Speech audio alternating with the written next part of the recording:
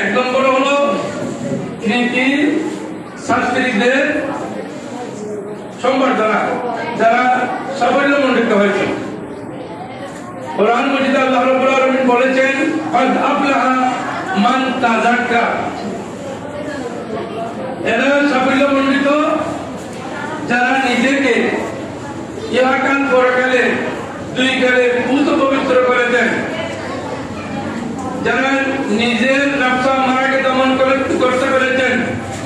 আল্লাহ বলেছেন কদ আফলাহাল মুমিনুনাল্লাযীনা, আল্লাহ রাব্বুল আলামিন আয়াতে বলেছেন ওরা সফল কাম। এখানে অনেক গুণাবলী আছে, এগুলোটা কি ওরা সফল। আল্লাহ তাআলা অন্য জায়গায় বলেছেন ফালইয়াতানাফাসিল মুতানাফিসুন, যারা পরীক্ষা দিবে, পরীক্ষা উত্তীর্ণ হবে, সব সময় তাদের কাজ হলো প্রতিযোগিতা করা। প্রতিযোগিতার মধ্যে যারা সাফল্য পায় তারা এইভাবে সম্বর্ধিত হয়, তাদেরকে সম্বর্ধনা দেওয়া হয়। তাই আমি আজকে যারা সম্বর্ধনা পাচ্ছে তাদের জন্য যারা কষ্ট করেছেন, এক নম্বরে এখানে ম্যানেজিং কমিটি সম্মানিত সদস্যবৃন্দ, সাথে শিক্ষক শিক্ষিকাবৃন্দ এবং অভিভাবকবৃন্দ সবার শুকরিয়া আদায় করি। অভিভাবকের উদ্দেশ্যে আমি দুটি কথা বলতে চাই। যাদের মেয়ে আজকে সম্বর্ধনা পাচ্ছেন, অভিভাবকেরা নিশ্চয়ই খুশি, ঠিক কিনা? ঠিক কিনা? খুশি। কেন? আপনার যদি 3 জন মেয়ে থাকে, এই মাদ্রাসার মেয়েটা যিনি মাদ্রাসা পড়েছে সে ফজরের নামাজ পড়বে, সকালে উঠে কোরআন শরীফ তেলাওয়াত করবে, আপনাকে নামাজের জন্য ডেকে দিবেন, আপনার কাজে যেভাবে সহযোগিতা করবেন, আপনার 3 মেয়ের মধ্যে আর 2 মেয়ে এভাবে সহযোগিতা করবেন না। আমি জানি একজন মা আমার সামনে কেঁদে ফেলেছেন, মেয়েদেরকে বলছেন তোমরা অমুক জায়গায় গিয়ে লেখাপড়া করো।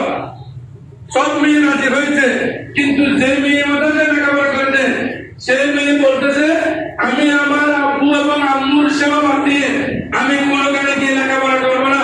আমার আব্বু যেখানে, আমার আম্মু যেখানে, আমি ওদেরকে ছেড়ে কোনো কানে যাবো না। শুধু দুনিয়াতে নয়, পরকালে বাবা হবে।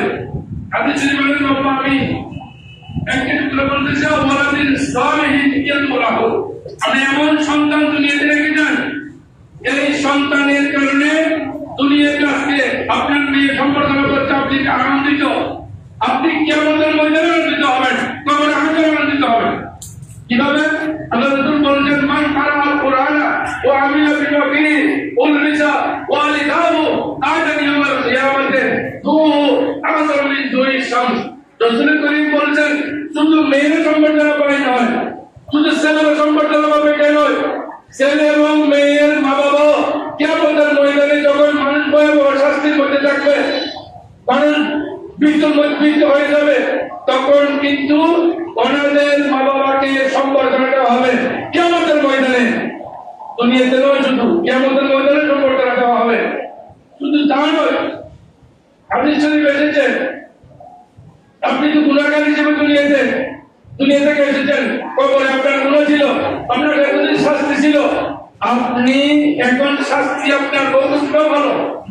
তখন বলা হবে আওয়ালাদিন সালিহিন, আমি নেককার সন্তান রেখেছি, তসবিদুল কোরআনে পড়ব, মেয়ে আমার মেয়ে আলেমা হয়েছে, আমার মেয়ে দাখিল আলিম ফাজিল কামিল পর্যন্ত লেখাপড়া করেছে, আমার মেয়ে আলেম হয়েছে, আমার মেয়ে 5 ওয়াক্ত নামাজের পরে সূরা ফাতিহা পড়ে, কুল ওয়াল্লাহু শরীফ পড়ে, দরুদ শরীফ পড়ে, আর আমাদের মা বাবার জন্য, আমাদের জন্য আমার মেয়ে দোয়া করতো।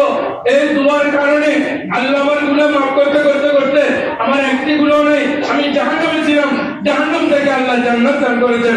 করে বলি সুবহানাল্লাহ। আমি এই গাড়ির উদ্দেশ্যে বলি আপনার মেয়ে কেমন ভাবে গঠন করেন, যেটা কিয়ামতের ময়দানে সম্বর্ধনা আপনাকে দেওয়া হবে। কি দিয়ে সম্বর্ধনা দেওয়া হবে? আজকে দেখেন অনেক দিন দেখতে সম্বর্ধনা দিয়েছেন, কিন্তু কিয়ামতের ময়দানে সম্বর্ধনা কি হবে? অদুহু আযারু মিন দুই শামসে, এমন তাজ পরিধান করানো হবে যে তাজ সূর্যের কিরণের চেয়ে আরো সুন্দর হবে। তোমরা তোমাদের বাবাকে দিতে চাও না? কথা বলো, দিতে চাও? তাহলে নেককার হতে হবে, দিনদার হতে হবে, মুত্তাকি হতে হবে, পরহেজগার হতে হবে, আল্লাহওয়ালা হতে হবে। তাহলে হবে। তাই আমি আমার কথা সংক্ষিপ্ত বলছি, গার্ডিয়ানদের দায়িত্ব বেশি নাকি কম?